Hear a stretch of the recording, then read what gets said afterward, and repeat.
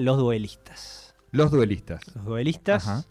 Es una película increíble. Como ópera prima también nos va a servir mucho para entender cuál es la onda de Ridley Scott, qué es lo que le interesa, qué es lo que después va a desarrollar en su carrera, en su larga carrera, porque estamos hablando de una película del año 77, ¿no?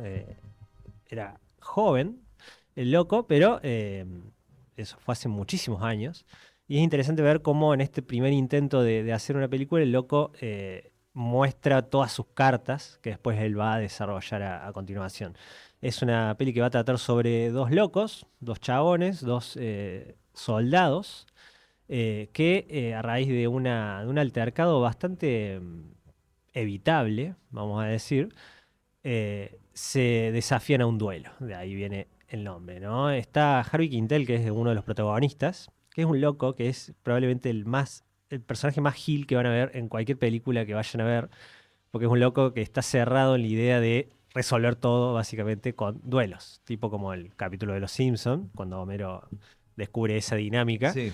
y quiere retar a duelo a todo el mundo hasta que le sale mal. Es básicamente la sinopsis de esta película, porque el loco todos los problemas que tiene los va resolviendo así, ¿no? Bueno, vamos a duelos. En ese momento, en la época que retrata la película, era un método ya antiguo, no era moderno resolver las cosas así, pero se podía practicar, era legal hacerlo, ¿no? Si los dos estaban de acuerdo, ponían las reglas de Claro, cómo iba a ser. estaba de modé, pero no era ilegal. Claro, exactamente. Y el loco anda por la vida así, resolviendo las cosas de esa forma, hasta que se cruza con otro soldado, otro de los protagonistas, que básicamente también Que le gusta está resolver buscando las el cosas así también. nombre del actor, porque no es de los más conocidos, Kit Carradine, que el loco en principio no quiere resolverlo así porque le parecía que no hacía falta, porque es verdad que no hacía falta, no era nada grave, era una especie de... Le habían mancillado un poco el honor nomás a Harvey, y bueno, no le queda otra. Y un poco no le queda otra, va a ser la gran motivación de la película, porque lo que va a desarrollar es cómo estos sujetos a lo largo de los años, que se van cruzando en diferentes lugares, porque los dos son, como dijimos, soldados, cada vez que se cruzan tienen que retomar ese duelo que siempre, por alguna razón, algún infortunio, Se queda interrumpe, trunco. Claro, claro. porque es a muerte o hasta que el otro no pueda levantar el arma, sería. Claro, porque iba a decir, el duelo termina, Sí. digamos, no hay posibilidad de hacer un duelo 2. Bueno, acá sí, sí, Claro, sí. Porque tampoco lo podés matar al otro si no puede levantar el arma. claro. Sería como... Es desleal. Es desleal. Entonces siempre pasa algo y lo tienen que ir posponiendo, pero a lo largo de 20 años. Claro.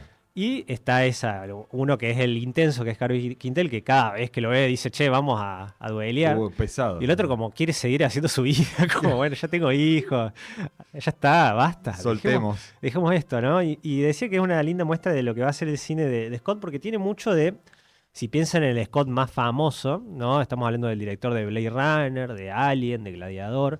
Siempre le interesó construir mundos de una forma muy física, vamos a decir, ¿no? Es como que no se queda solamente en setear la época histórica o la situación que quiere plantear, sino que le otorga una carga física en esto, en los escenarios, en el diseño de producción, que generalmente son muy particulares, ¿no? Es una forma de ver el cine muy de Scott, que si se pone a pensar el mundo de Blade Runner, por ejemplo, que es el ejemplo más fácil, una de las características que lo definen a esa película es cómo él diseña ese mundo, ¿no? Cómo lo carga. Y acá, siendo que es un mundo realista, ¿no? Es una época histórica nuestra, también se empieza a ver Es eso. contemporáneo del momento que salió. No, La- no, esto está ambientado en una época de guerras, esto es 1800. Ah, mira, 1800. eso Sí, me sí, se estaba me había buscando escapado exactamente eso, el año, sí. pero estaba por decir que es cuando está Napoleón intentando expandirse. Justamente otra de las características que va a representar es cómo estos grandes imperios empiezan a descomponerse por el inevitable peso de ellos mismos, ¿no? Es una especie de traba que va a tener Scott a lo largo de sus películas que le va a interesar desarrollar. Acá lo interesante es, y que nos quedó justo con el corte que vamos a ver si llegamos a hacer, que en una primera etapa a él le va a interesar ver esos imperios, pero un poco de fondo, ¿no? Que esté ese contexto en el cual están estos sujetos pugnando algún tipo de códigos de honor, algún tipo de masculinidad frágil, algún tipo de sistema de valores vetustos, en el cual este imperio o esta situación contextual los va llevando cada vez más a una especie de caída, ¿no? Es una película que es increíble en lo visual, Mirá vos, gente, nunca había escuchado hablar de Los Duelistas. los duelistas, una cosa de locos. Pasamos a la segunda, que A ver. esta vamos a hablar poco, al igual que Blade Runner, van a estar ahí mencionadas varias veces, pero no quiero desarrollar mucho esta segunda, que es Alien, porque me parece que es una película que en algún momento estaría bueno desarrollarla en particular, ¿no? Una saga. Eso te iba a decir, ¿la que película o la saga? la saga Mm. sola me parece que sostiene algún tipo de desarrollo de columna, así que solamente decir que muchas de estas características del loco un par de años después, ¿no? Estamos diciendo 2 años después, hace Alien y desarrolla también un cambio de paradigma a lo que es la ciencia ficción de ese momento de una forma increíble. Una película, la primera, recuerden, muy inspirada o muy... el cambio que propone Scott en esta película justamente es incorporar ciertos sistemas o ciertas formas de ver la ciencia ficción que hasta ese momento no estaban contempladas. Un poco esto de la ciencia ficción cyberpunk, algo Ujú. que después vamos a ver en Blade Blade Runner Runner, a claro. full, pero es incorporar la dimensión de esto que habíamos dicho también en Duelista, de una especie de capitalismo en decadencia, en el cual se llegó a conquistar las estrellas, los planetas, pero el mismo sistema sigue siendo perjudicial para los que lo están utilizando, o sea, digamos, para los que lo ejercen, vamos a decir. En el momento en Sí. que sale Alien, o que estaba por salir, que estaba produciéndose Alien, Sí. ¿sabés si tenían la expectativa de que rompiera todo tanto? No, no, de hecho, lo que se sabe es una historia que es de Dan O'Bannon, no es de él, no es una historia que él escriba o que haya estado participando en la producción misma, en la preproducción seria. Y el loco, Dan O'Bannon, venía de hacer películas siempre tipo clase B, o hacer un cine un poco más contenido. Era un proyecto más, eso, mucho más contenido, no era una peli independiente, pero la escala que tenía no estaba apuntado a que llegue a lo que fue, ¿no? Es un poco la mano de Scott la que hace que traspase ese nivel. Digo, en cuestiones de presupuesto que tenía y en cuestiones de la escala, porque si se pone a pensar el guión, es bastante cortito, es una película tipo slasher, tipo terror directamente, porque va a proponer un lugar cerrado donde va a haber gente muriendo en turnos. Sería, ¿no? Claro. El alien va a ir atándolos de a uno hasta que quede uno sola. Pero es increíble la mano de Scott en esto que habíamos dicho también de la construcción de mundo, que es probablemente lo que lo diferencia de las películas de esa época, ¿no? El loco no solamente te construye el bicho, que digo, tampoco es autoría de él, porque es de este famoso artista H.G. Giger, el cual es el que diseña la bestia en sí. Pero el loco logra captar todas estas diferentes ramas, vamos a decir, que se le proponen en el guión y en la cuestión visual y darle vida, ¿no? Básicamente a un set que sería esa nave, que va a ser la verdadera protagonista junto con, obviamente, el xenomorfo, pero es la que a uno le queda de Alien, ¿no? El ambiente que genera, ¿no? En esta fisicalidad que hablo de no quedarse en el set tradicional de las dos dimensiones que generalmente se trabajan y darle digo, una profundidad con el uso de la humedad, con el uso del humo, algo que después en Blade Runner otra vez va a ir mucho más a fondo, pero es lo que generalmente para mí fue quedando de Alien, ¿no? De la uno, ¿no? Ese ambiente que genera. Una cosa, O sea, incorpora el contexto como un elemento central sí, dentro de la trama. y se pone a pensar en esto del Imperio en caída.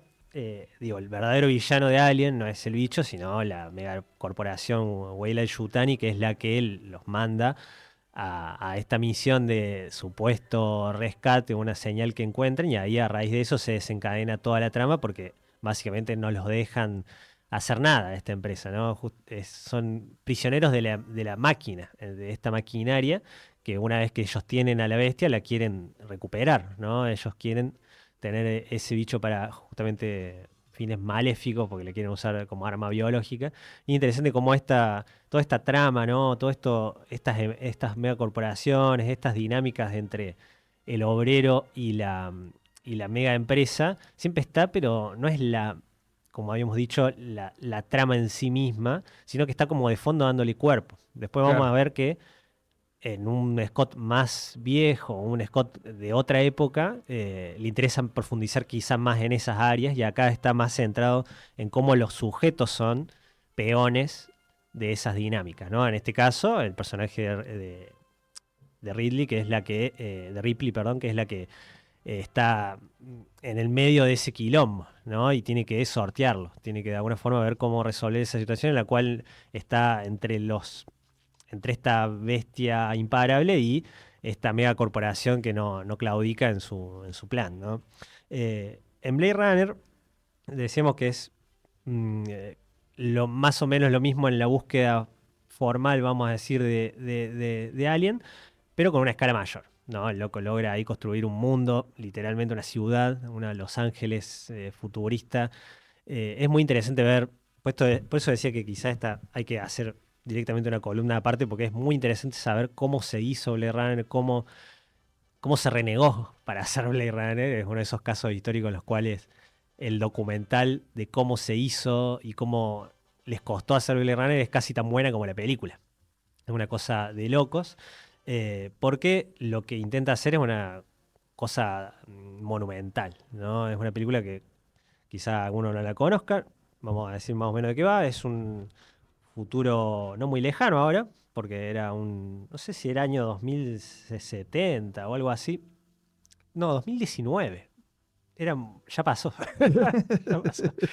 Era lo que imaginaba en esa época, ustedes estamos hablando del 82, de lo que sería el futuro, y el mundo está destruido, está básicamente súper contaminado. Para la gente joven hay que Sí, decir que en los fines de los años 90, a los fines de los años del siglo XX, la distancia que había hacia el año 2000 sí, era muy grande. O era sea, por mucho. más que uno decía faltan 2, 3 años, 4 años, y uno dice objetivamente son muchos años, pero parecía verdaderamente que a partir del año 2000 iba a haber como Sí, sí, una transformación abismal del sí, sí, universo. sí. Era la Entonces, carga del número. El claro, 2000 era. entonces vos pensás que si faltaban 20 años, podías imaginarte cualquier cosa Sí, que hubiera sí, sí, ocurrido. sí, sí, tal cual.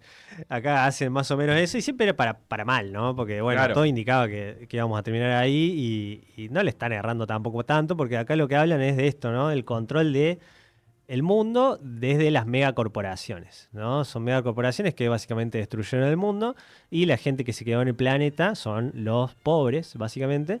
Y en este caso lo que dispara la trama son un grupo de androides que se escapan de una especie de colonia hacia la Tierra y está el personaje de Harrison Ford, que es un Blade Runner, una especie de detective que se especializa en detectar y encontrar estos androides que son justamente réplicas humanas, entonces son difíciles de identificar, ¿no? Mucho de lo que va a pasar en la película es tratar de ese tema, ¿no? ¿Qué es ser humano? ¿Cuál es lo que nos diferencia de las máquinas? Porque justamente acá las máquinas son bastante más humanas que los humanos que aparecen como humanos. Siempre se va a jugar mucho con eso. Es increíble hoy en el Sí, medio de toda esta evolución, más con signo de pregunta que con realidad, que es la inteligencia artificial, Peter sí, sí, sí. Thiel y todos estos mega magnates.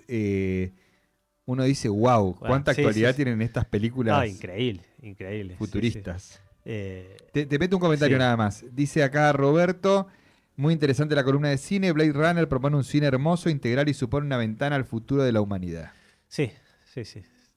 Lo digo con pesar. No sé si se escuchó, pero es una cosa, es una de mis películas favoritas de toda la vida. Es si no la viste, hay que verla.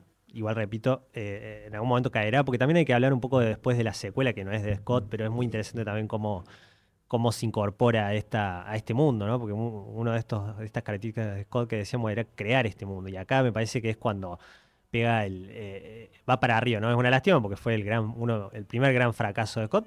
No la fue a ver nadie en su día a Blade Runner, no gustó para nada. Entonces, bueno, medio como que tuvo que el siguiente proyecto bajar un poco la escala.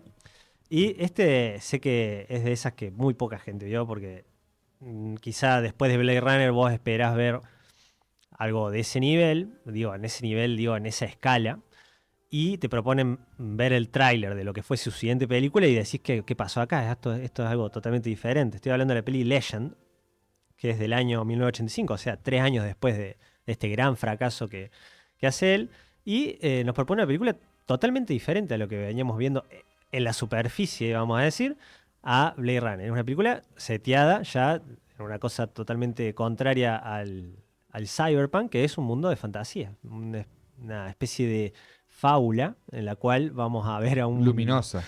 No, súper oscura. Acá sí es similar a Blade Runner. Es un lugar que, bueno, en un principio sí está todo bien, pero a raíz de algo que sucede ahí con los personajes se empieza a pudrir todo, empieza a oscurecerse ese mundo. Vemos a un Tom Cruise muy joven, en uno de sus primeros papeles, viviendo ahí en el bosque, muy contento, muy feliz. Ahí es un lugar idílico. Se enamora de una princesa, muy típico de cualquier cuento. Y a raíz de no, meten mano donde no debían, vamos a decir, especialmente la princesa, es muy curiosa.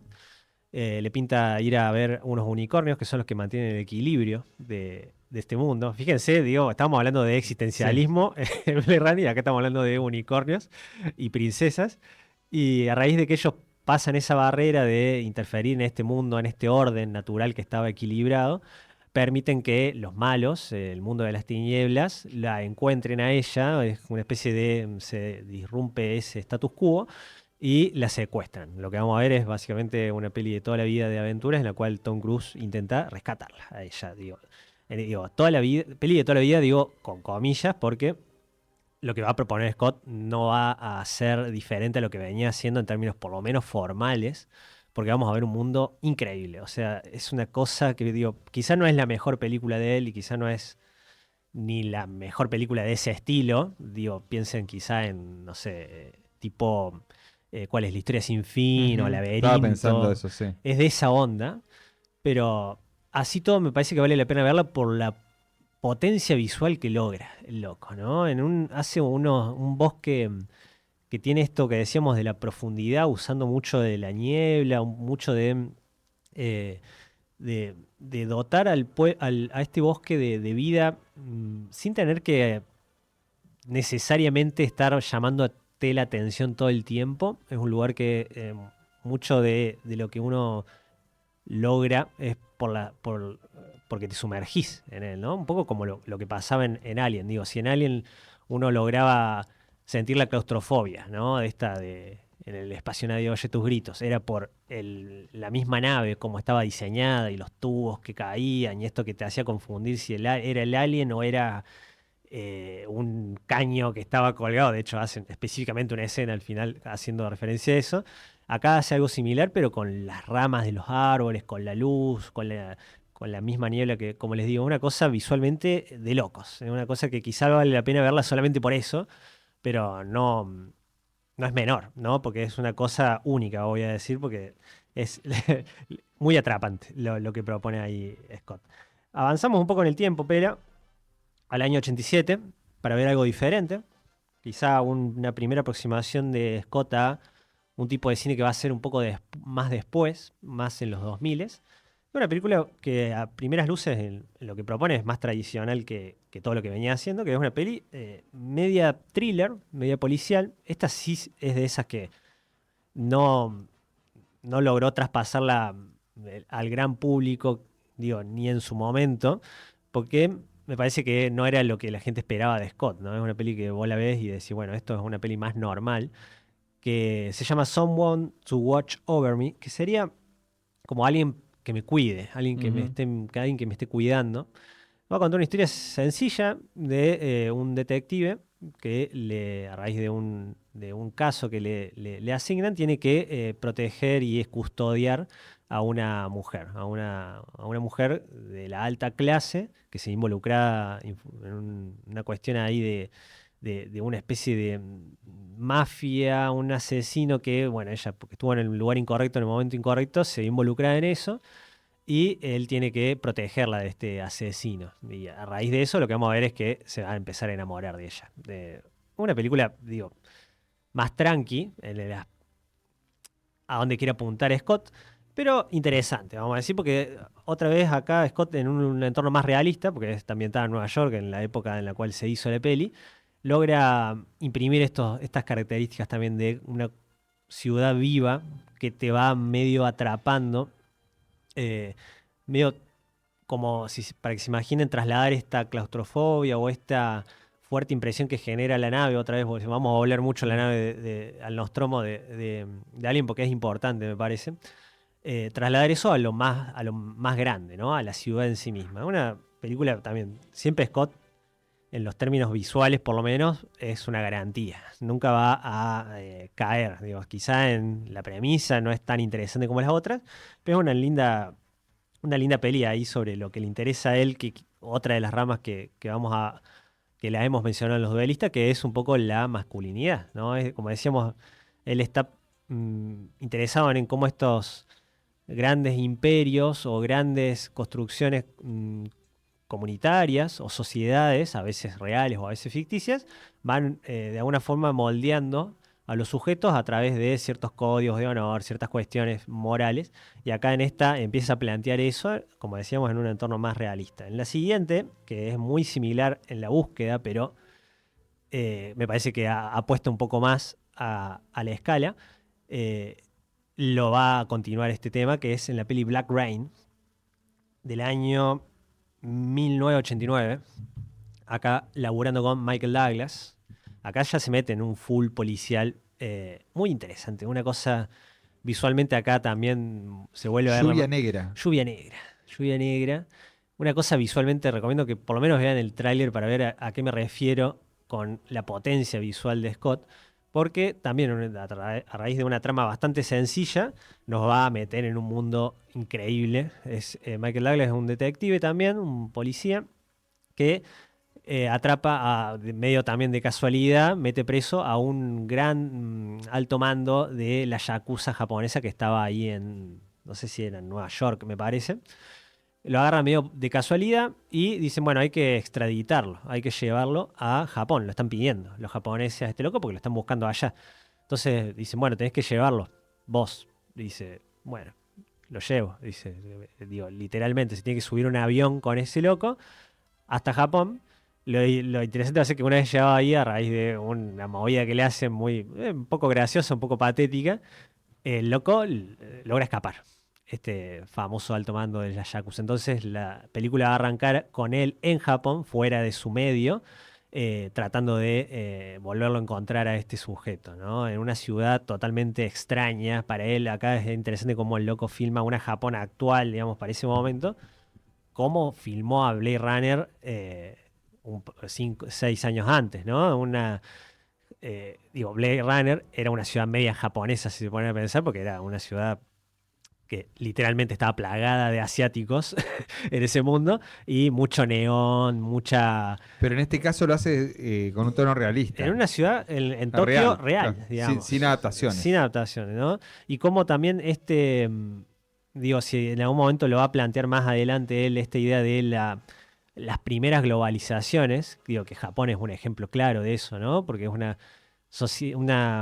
cultura ancestral de 1000 años con su propia historia, con todo, y como es sabido y como hoy en día lo podemos ver por cómo quedó, cómo influenció la llegada estadounidense en términos culturales a Japón, ¿no? Es un lugar que, si bien logró mantener mucho de sus raíces, se mixió mucho con la cultura yanqui, ¿no? Y acá me parece que empieza a mostrar esa inquietud piénsenlo en la época que estamos hablando, ¿no? Estamos ya a finales de la Guerra Fría, todavía ni siquiera había caído el muro de Berlín, y cómo Occidente se imaginaba un poco este mundo extraño, este nuevo mundo, y cómo ese choque de culturas empieza a generarle a él un interés, ¿no? De desarrollar. Una película también, en la estructura, quizá tradicional, porque va a ser básicamente Michael Douglas disparando en las calles de Tokio, pero siempre destacando en esto, ¿no? En la construcción de mundo. Me parece que es quizá la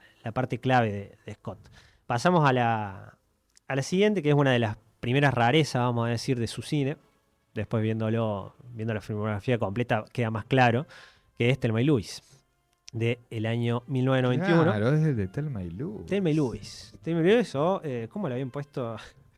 Un final inesperado. No, es cierto. Y en la tapa te ponen la escena del auto. Sí, sí.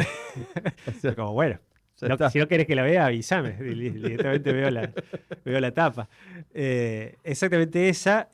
Acá decíamos que es una, digo, rareza quizás es mucho decirle, pero empieza, una película que sí, si bien tiene muchas de sus características de lo que venimos tratando, se separa bastante en otras, ¿no? Porque si decíamos que a Scott le interesa esto de los sujetos como prisioneros del sistema en decadencia en el cual participan, de alguna forma general. La Acá, película se ajusta. sí, generalmente va ajustando a eso, pero acá lo que importa es el punto de vista, porque generalmente en esos términos siempre era como de alguna forma estos sujetos están pugnando por algún tipo de código en decadencia, vamos a decir, y no queda otra más que la decadencia en sí misma, ¿no? Y en Thelma y Louise, mucho de lo que se propone, digo, todo lo que se propone, es un escape de ese sistema, ¿no? No es solamente quedarse a sufrirlo, sino que los personajes lo único que intentan todo el tiempo es salirse de esa dinámica, ¿no? Es una pequeña diferencia, pero importante quizá en los términos de cómo ves la cosa, ¿no? Si la cosa es la gran obra de Scott, esta logra separarse un poco desde ese punto de vista, ¿no? Es quizá la más anárquica de las que él propone, ¿no? Porque después vamos a ver que quizá lo que más le interesa a él va a ser cambiar un poco el sistema, o digo, cambiarlo en el sentido de tener la esperanza de que se puede, a lo contrario que sucede acá, ¿no? Que lo que se propone es que no pueden ser parte de este sistema estas mujeres en cómo está diseñado, ¿no? No es que se puede reformar la cosa, sino que la única forma es ir a fondo y tirarse literalmente por una acantilado. Una película increíble, es una cosa que es de esta que probablemente ya hemos visto todos, pero verla de vuelta y hoy en día me parece que tiene otra, esta sí quizás es la más actual, vamos a decir, la que quizá, digo, mucho de lo que siempre se le da a Scott de mirá cómo la vio en términos de esto de ciencia ficción, y son cosas que ya existían, ¿no? Digo, él está basado en muchos libros o muchas cuestiones que ya estaban planteadas, ¿no? Esto de la IA, del mundo futuro, ¿no? Y acá me parece que esta sí tiene una lectura interesante hoy por cómo se veía en ese momento, estamos hablando del 91, este tipo de dinámicas, ¿no? Básicamente va a ser esto, dos mujeres que se ven atrapadas en un sistema que las oprime constantemente, es muy digo, gráfico cómo sucede, no es sutil al hacerlo Scott en esta película, porque o sea, literalmente ellas cometen un crimen, digo, va a ser el disparador en el cual empiezan a escapar. Un crimen, digo, hasta ciertos niveles, digo, con cierta justificación de cómo la muestra Scott, digo, no estoy ni siquiera planteándolo en términos morales, sino que él hace énfasis especialmente en cómo se da esa escena y cómo ellas nunca tienen la posibilidad nunca está contemplada la posibilidad de explicarlo a la cuestión, ¿no? No se les da esa posibilidad y los que la quieren ayudar, por ejemplo, la gente que le intenta ayudar y las que la quieren tratar, siempre las tratan como sujetos irracionales, como casi niños, ¿no? Que no están queriendo entender, ¿no? Y me parece que el gran tema que quiere tratar Scott es esa búsqueda de no entender, digamos, no se puede entender, digamos. Sería un poco el viaje que va proponiendo y a medida que ellas se van conociendo. Es una cosa increíble visualmente también, un poco eso, spoileable, pero me parece que el spoiler no, en este caso no le quita lo disfrutable de la película, no es lo más fundamental. Pasamos a la siguiente pela, que esta es interesante la charla que va a tener con Thelma y Louise. Nos vamos a saltear un par, ¿no? No vamos a hablar de todas. Que es G.I. Jane. G.I. Jane, no sé qué nombre le habían puesto acá en Latinoamérica. Sería como G.I. Joe, pero G.I. Jane. Sí, que es del año 97. Estamos hablando 6 años después de Thelma y Louise. Acá protagonizada por Demi Moore. La peli que la premisa es al gobierno estadounidense, a la Secretaría de Defensa y esas áreas, le interesa, especialmente a una senadora, proponer que se incorpore a los SEALs, que son los SEALs, son el equipo de fuerzas más especiales de los Yankees, ¿no? Estos los los Marine Plus serían, son los que hacen las extracciones complicadas, lo que hacen las primeras las primeras operaciones generalmente en territorio enemigo, infiltraciones, que yo, en teoría son los mejores, ¿no? Los mejor de lo mejor. Y lo que propone esta senadora es que se empiece a incorporar mujeres a esos grupos, ¿no? Un poco como a una charla política que está queriendo plantear ella. Utilizar algún tipo de proyecto, digo, agarran literalmente una mujer que le buscan ciertas características para que se pueda incorporar a este programa de SEALs y ver si puede quedar en el mismo, ¿no? Es una especie de entrenamiento mega intenso a las cuales solamente quedan pocas personas llegan hasta el final, ¿no? Entonces, lo que propone es incorporar a una mujer para poder sentar la base de incorporar a las mujeres en otras áreas Claro. de lo militar sería. Tomar un caso testigo. Exactamente. Entonces, es muy interesante cómo se construye ese personaje porque buscan especialmente una mujer que sea apta, ¿no? Que tenga posibilidades de hacerlo, pero que represente ciertos valores que les interesa a ellos en términos marketineros, ¿no? De lo que sabemos que suele hacer el Departamento de Defensa, ¿no? Que digo, el Departamento de Defensa también utiliza esas herramientas. Lo hemos mencionado muchas veces en otras columnas, pero es parte intrínseca de la producción cultural que hace Hollywood, ¿no? Está involucrado el Departamento de Defensa porque lo hemos visto en infinidad de películas, ¿no? Y acá es interesante cómo lo involucra directamente al guión, porque el Departamento de Defensa busca que sea una mujer que represente la feminidad, dicen, ¿no? No quieren que vaya una mujer que sea masculina, dicen en esos términos, ¿no? Y por eso la buscan a ella.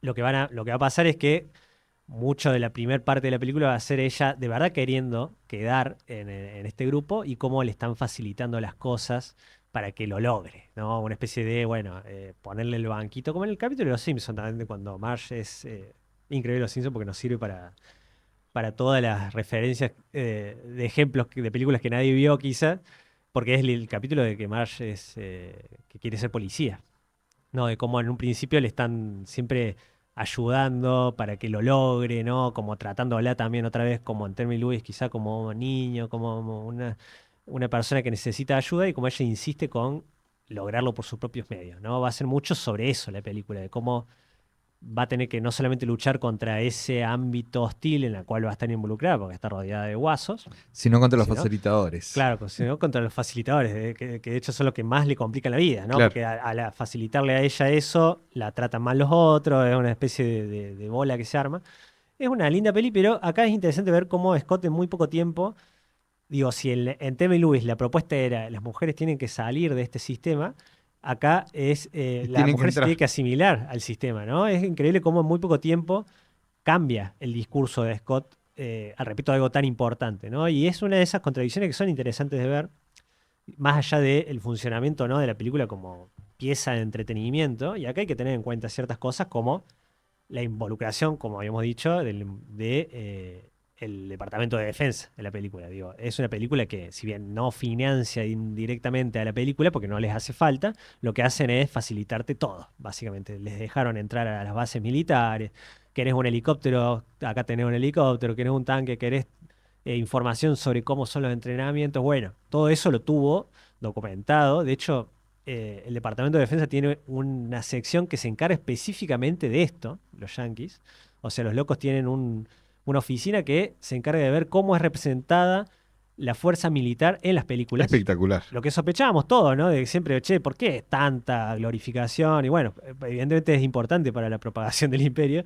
Y como habíamos dicho antes, también en Scott, cómo juega esta idea de a él siempre le interesa representar estos imperios en decadencia y los mecanismos que usan justamente los imperios en decadencia para sostenerse, y está usando las mismas herramientas que él venía proponiendo, venía problematizando en otras películas, ¿no? Digo, él si hace una película espectacular de Jay Shane es gracias a esos. Digo, cualquiera puede hacer una película más o menos espectacular si tenés a todo el departamento de defensa dándote todo lo que querés, ¿no? Es un poco contradictorio, dirían algunos. Yo lo veo así, por lo menos. Y son contradicciones que después me parece que se van a seguir viendo más adelante, cuando lleguemos ya a su etapa post-2000 sería, que es la que inaugura Gladiador, que es la última película que vamos a hablar hoy rápidamente, que es quizá un punto bisagra, me parece, en la carrera de Scott, porque bueno, es la que le da el Oscar. Digo, había hecho películas quizá antes que ameritaban Oscars, pero es acá la cual él, digamos, ya se legitima, ¿no? De alguna forma te legitima, especialmente me parece en esas épocas. Estamos hablando del año 2000.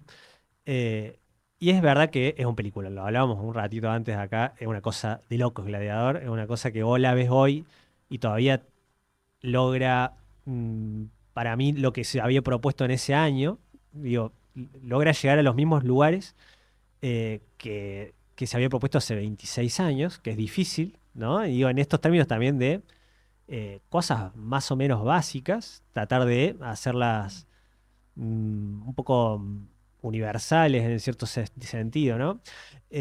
Lo interesante para mí acá que encontré en Gladiador, que es quizá una de las charlas que no se dan tanto, se me ocurre, es, y me parece que se decanta un poco de lo que veníamos hablando de lo que le interesa a Scott, en esta idea de él representar imperios en decadencia, acá está bastante claro, ¿no? Es un imperio romano que está en épocas bajas y a raíz de ese sistema, vamos a decir, en decadencia, esas guerras que están empezando a perder, esos costos que se están empezando a ver en el interior de la ciudad de Roma, ellos proponen volver a hacer los juegos, porque en la película de hecho arrancan con que se habían medio suspendido los juegos de estos, ¿cómo se llaman? Los gladiadores, ¿no? Ujú. En el Coliseo. Y justamente cuando asume el nuevo emperador, que es el que ya es Joaquín Phoenix Mm. protagonizándolo, proponen justamente como paliativo para calmar a la gente y calmar las aguas, que vuelvan los juegos, ¿no? Ahí en el medio está toda la trama del personaje principal, que es el Pochettino Claro. el Pochettino de Hollywood, que le llaman, el cual justamente en esa dinámica se va a sentir preso de alguna forma de de este circo que van a armar alrededor de una dinámica, vamos a decir, más macro, la cual se va a apoyar en el espectáculo directamente para poder sostenerse, ¿no? Él va a ser como decíamos, siempre son sujetos que son un poco presos de esas dinámicas, y acá es literalmente porque él es un esclavo, el cual tiene que participar de esta dinámica para sobrevivir, ¿no? Después, bueno, se complejiza un poco más la trama, pero es básicamente eso, ¿no? Y es interesante cómo esta dimensión de el Scott, un poco autoconsciente quizá, de lo que venía, de lo que estaba haciendo y lo que va a empezar a hacer, toma otra característica cuando uno lo piensa desde ese punto de vista, ¿no? Porque, digo, estamos hablando de un imperio en decadencia, ¿no? Roma, la nueva Roma, quizás, los yanquis, ¿no? Una especie de, ellos siempre intentan representarse de esa forma, ¿no? Y cómo el entretenimiento es una base fundamental para sostener esa dinámica de poder, ¿no? Y cómo Scott, como uno de los grandes productores de esa industria cultural que siempre decimos fue parte fundamental de la propagación del imperio estadounidense, acá está problematizando lo mismo, ¿no? Es interesante además cómo hay un personaje, no sé si se acuerdan de, que es el esclavista sería, Ujú. el dueño de Maximus. Que supo ser también un esclavo antes. Claro, que era lo que era un esclavo que logra su Libertad, libertad, la que se la compra. da el emperador, ¿no? Es como que Ujú. se la da con una especie de símbolo, que era una espada, era de madera, algo así. Mm.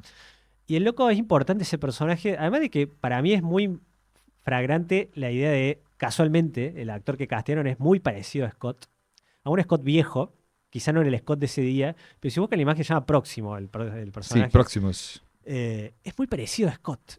Y el loco tiene varios diálogos, muchos diálogos, de hecho, habla mucho el personaje, es un personaje que tristemente falleció durante la filmación de la película. Mira vos. Sí, se me escapó una risa, pero no porque esté contento con su fallecimiento, sino que lo hizo en un concurso de bebidas. Durante la filmación Ah, sí, lo leí en sí, algún se tomó lugar. como 14 Sí, whisky, sí, 10 sí, sí. cervezas. ¿Llegó a grabar todo lo que estaba previsto que grabara? No llegó a grabar todo, pero casi todo. Hay Ah, muchas escenas que son medio con acompañamiento digital que le llaman y dobles, ah, mira. pero por lo menos las que él dialoga sí. Y es interesante cómo. Fiel a su personaje se Sí, murió. sí, sí, sí. Y es una imagen muy scottiana en el sentido de que es de estos personajes que a veces hay directores que los tienen más y a veces hay otros que los tienen menos, que es muy meta, ¿no? Es casi como el discurso de la opinión que tiene el director sobre lo que está haciendo él mismo, lo que aparece ahí con ese personaje, ¿no? Porque es un personaje que si se pone a pensar, él todo el tiempo está vanagloriando esta dinámica del entretener, ¿no? La acción de entretener y cómo el pueblo te la demanda y cómo él, de alguna forma, es un romántico de esa idea, ¿no? Es como, el loco ama el Coliseo como acción, siendo que él mismo había sido, había sufrido esa misma idea, ¿no?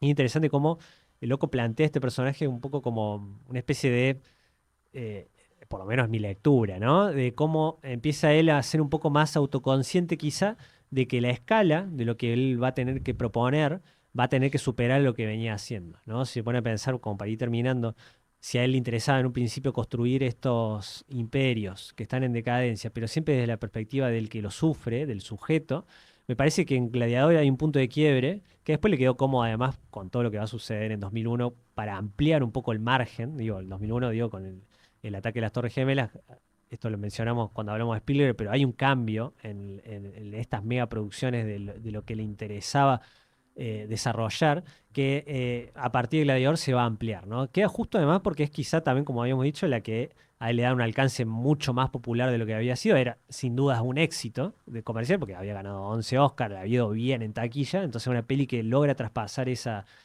dinámica popular de verdad, no solamente en el área culto, sería o de género como habían hecho en Alien, y empezar a ampliar un poco la escala. Y lo que vamos a ver después, probablemente la semana que viene, cuando hablemos de las siguientes películas de él, es una ampliación de esas ideas. En muchos casos fallidas, porque quizás es la peor etapa de Scott, hay muchas que vamos a ir viendo después que no logran quizá la grandeza de estas primeras, pero que es interesante también para ver cómo él va desarrollando esta idea de, bueno, ahora quizá no solamente vamos a concentrarnos en los sujetos, piensen en Ripley como una obrera, literalmente era una camionera espacial, ¿no? Sufre los vaivenes de este gran poder que la aprieta, a una escala mayor, ¿no? A ver a los sistemas cómo funcionan en sí mismos y empezar a ver si su tesis era estos imperios empiezan a caerse por su propio peso, empezar a verlo en esa escala. Vamos a empezar a ver películas más grandes, representaciones históricas también, que quizás hasta este momento esta es una de las primeras, ¿no? Un poco en duelistas, pero acá no es Napoleón lo que vamos a ver después, ¿no? Una especie de incorporar ya la idea más grande, empezar a ver la estructura completa y no solamente los que la van sufriendo. Es algo interesante que vamos a ir viendo eso la semana que viene cuando veamos las La segunda siguientes. parte. Sí, sí.